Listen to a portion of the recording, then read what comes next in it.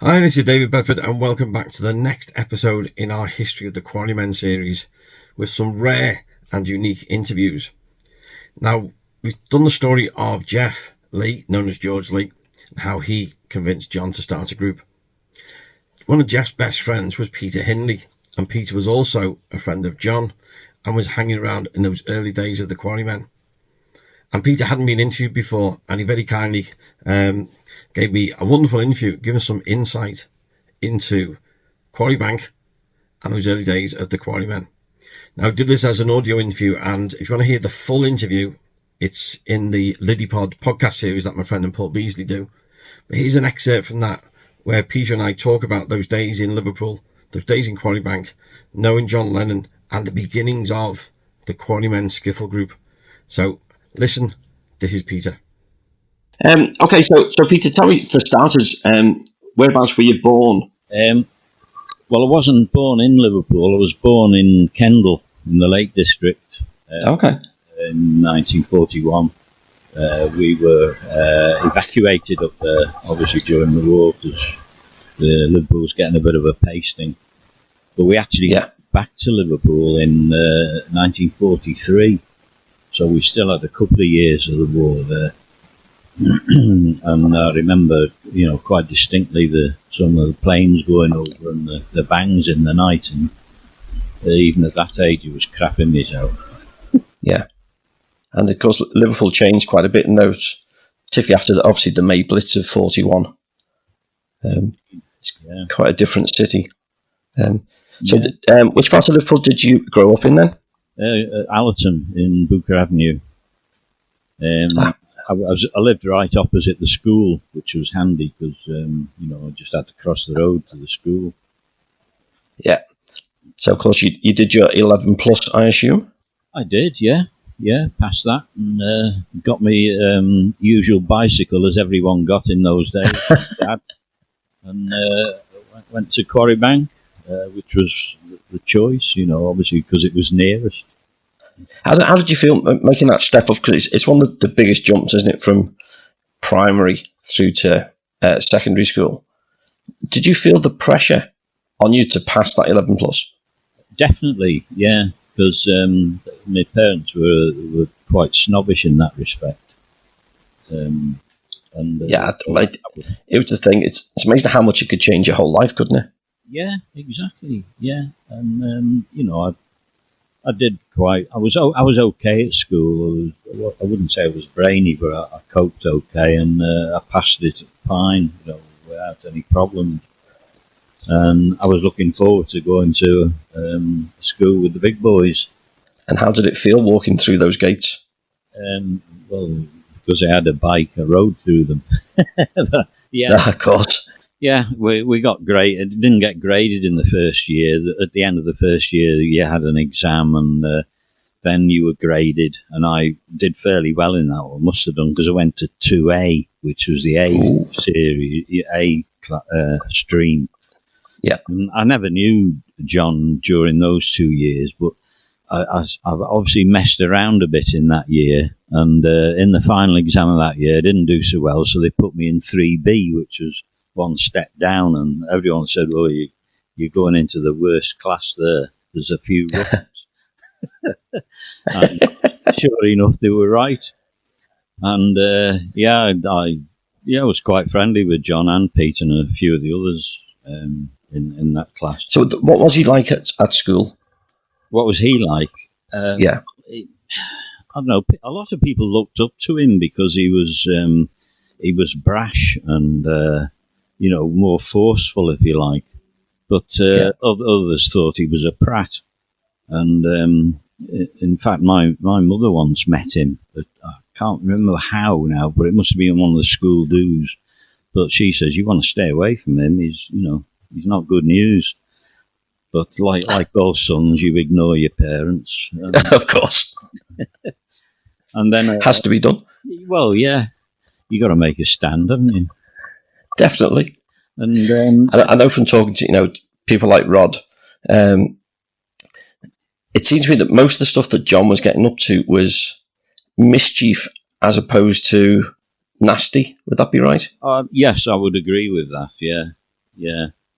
Going to the... I mean, he spent more time outside the class than he did in, I'm sure. Because, you tried not to sit too close to him because you were going to get into trouble. Because he's the sort who starts something and let somebody else finish it. Like, I was in the one of the classrooms on the long corridor once, and it was on the same side as all the chemistry labs and physics labs and things like that. And we all sat at the desk, and suddenly this board duster came across and smacked me in the side of the head, and it was John who'd thrown it. Anyway, I picked it up and threw it back at him. But the bastard went and ducked, didn't he? And they went through the window into the corridor and smashed his room. No. And that I got the cane for that. Oh no! Yeah. And one other time I got the cane during the same year. There was a little master there called what was his name now? No, it wasn't Gus Lippett. It was Biddy or somebody like that. Oh, Oscar, that was his name, Oscar. And John and I were stood both either side of him in the front of the class looking over his shoulder, and John was tweaking his ear from his side, but on the ear that was on my side. And, Oscar obviously thought it was me and took me up to the head, and I got 3 there instead of 6, but yeah. So he's good at getting other people into trouble. Oh, absolutely, yeah. And of course, there's always the tales of Shannon and Lawton about Pete and John being inseparable, and you, of course, knew them both. Yeah, indeed. Well, they were both in the class, as was Bill Smith and Geoff Lee was in that class. In fact, I used to sit next to Geoff. And we used to get ourselves in a fair bit of trouble as well. But I understand you're in touch with Geoff. I haven't seen him since I left school, I don't think. I'm not sure. I'll have to put you in touch with each other. Yeah, I kept in touch with him for a while when I was in the training in the RAF. But like all things like that, you sort of drift. Yeah. Absolutely. So how did you and Geoff sort of get brought into this skiffle group that John was starting off? Well, Geoff and I were both loved the rock music, and he always wanted to be playing something, but he didn't get into guitaring or anything like that. So I suggested to him that he either played the washboard or got on the bass, the T-chest bass, which I made for him. And we were going to form our own skiffle group called the Pete Lee Skiffle Group, between our names. Yeah. But we never got anywhere, mainly because I was still crap on the guitar.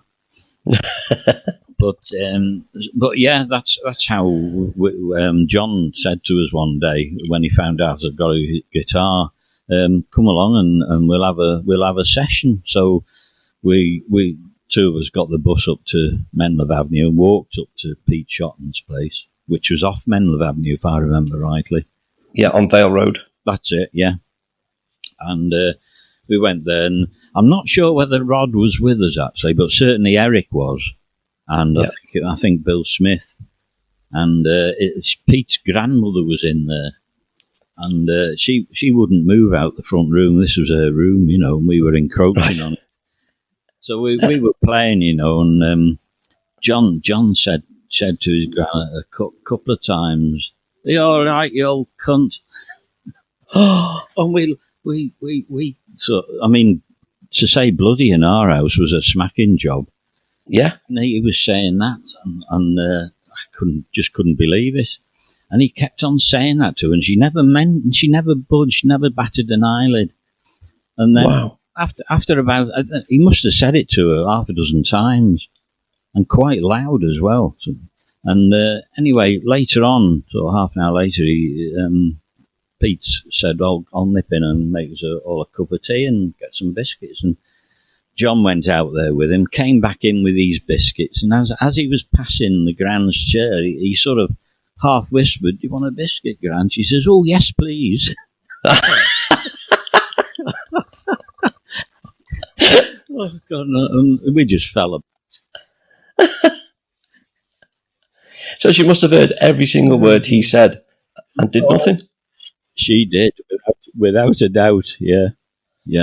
Wow. Yeah. How did he get away with it? Well, nothing was said.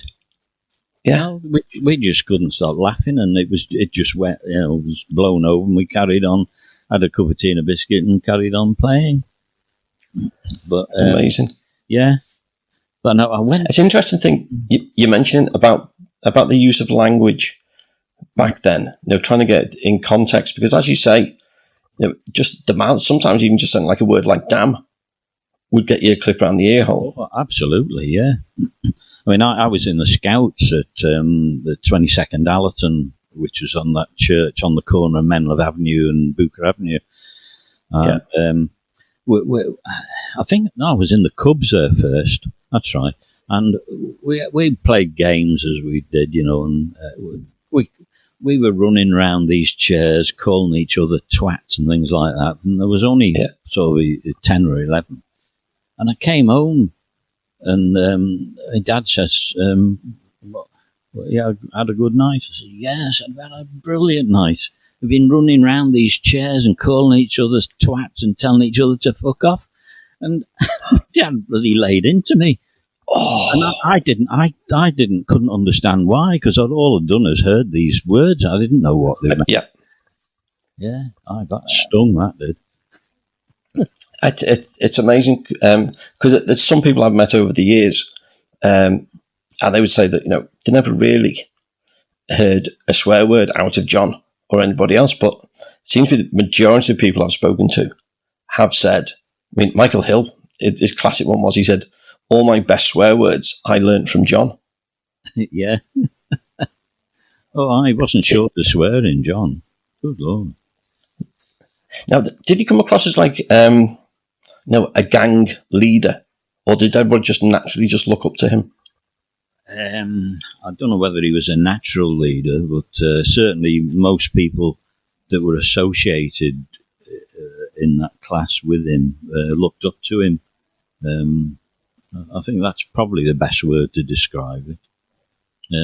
So, some of them didn't like him, obviously, but I mean, he wasn't everyone's cup of tea, but I got on very well with him. And we were in the same art class as well. Now, I wish I'd kept some of his drawings now. They'd be worth a bomb. And because the class we were in was, what was it? His name? Mr. Martin. That's right. He was the art teacher.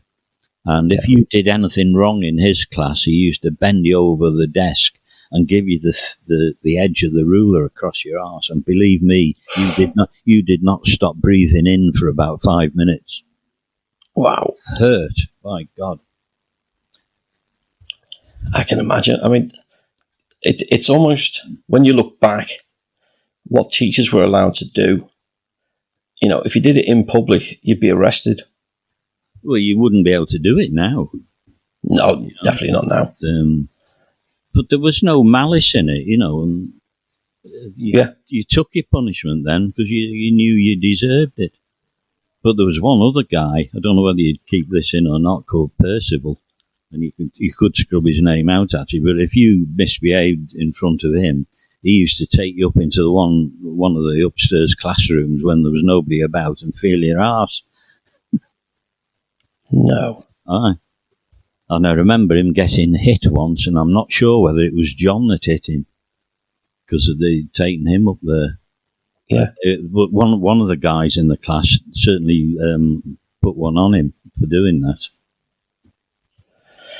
There's too many stories like that these days, isn't there? Yeah. I mean, back to 55 or something like that then. Yeah. Now, what did you think, and how much did you know about John's family situation? Obviously not living with any parents, but living with his auntie and uncle. Well, we knew he lived with his aunt. We didn't know anything about his uncle because he never mentioned him. I knew nothing about him, but yeah, we knew he lived with his aunt. Because it's amazing how, your school days of so long ago have stayed relevant for so many people around the world because of this association with Lennon, with the Quarrymen. Yeah, I couldn't agree more. Yeah. Geoff, when you speak to him, you can remind him of one. We used to knock around together a lot. Looking back, I know obviously we've talked about the canings and the punishment and stuff, but do you still look back with fondness on your time at Quarry Bank? Oh, absolutely, yeah. Yeah, it was a great school. Yeah. My father went to the institute, but I loved the time at Quarry Bank. Yeah, got into trouble nearly every week, but it was one of those things about growing up. Yeah, and of course, when we look back at John's school days, there's so many of his report cards have been published. The various teachers I know is on the road to failure. This boy will never achieve anything. Did you keep any of your report cards?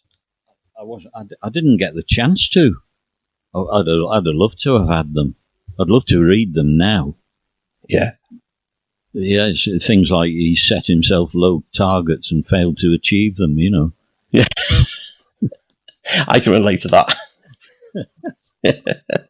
Yeah, it was all, so many times they said could do better. Yeah. But yeah, it was a good school. It was well run. Yeah. And obviously Taylor was the headmaster when I first went there, and then Pobjoy came along. Probably about he was there for your last year, I think, was he? I think it was a bit more than the last year. Yeah, because from 3B, I didn't do all that well that year either, because we were messing around a lot in class, and I was interviewed by probably was Taylor actually, and he said, "Are you willing to pull your socks up, because at this rate you're going to go down to 4C, and you'll have no chance of getting a decent job then," which frightened me a bit. So I said, I'll pull my socks up. And he talked to me about what interested me, and I said, well, I'm always mechanically minded. I'm always taking things apart and putting them back together again. And he said, I'll give you a chance. I'll put you in the 4 science. And that's what he did. And I went on there to go to 5 science and then GCs and so on. It was the best move I'd made, was to try a bit better and stop messing around. And it did me well then. Although I still left school, I still got 6 GCEs, I think, when I left. So, with that change round, were you seeing less of Lennon then as well? Yeah, funny enough. No coincidence. No. I forget what. I think he went into 4C actually, but I'm not sure. He could have gone into 4A, which was the arts. Yeah. No, so what did you do after you left school? Did you ever go and see the Quarrymen or the Beatles later on? Well, I joined the RAF straight from school as an aircraft apprentice, and did a 3-year apprenticeship at RAF Halton in Buckinghamshire. Yeah. And from then I had a 16-year career in the RAF, where I reached the rank of chief technician. And I was offered my commission because I did quite well on the academic side as well, but I turned that down.